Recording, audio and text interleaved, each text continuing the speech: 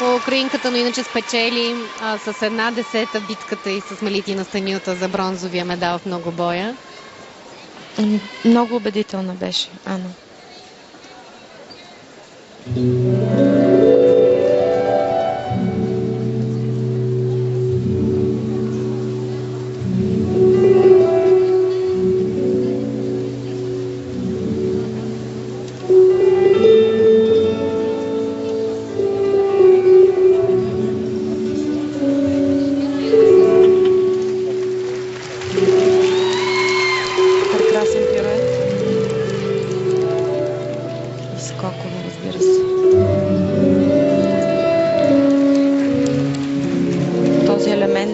На българка Кристина Ташева.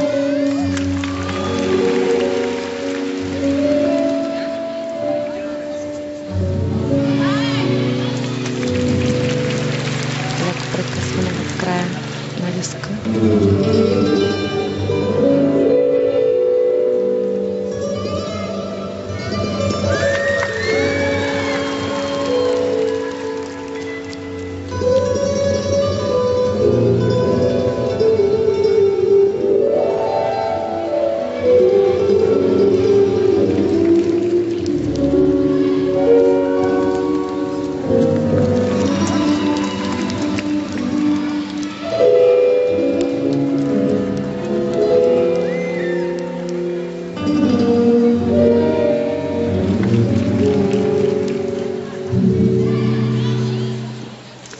Много добро изпълнение на Ана.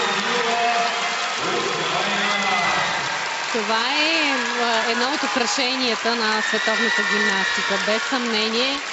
Много артистична и въздействаща самата Ана. Без нея не би била същата. Така.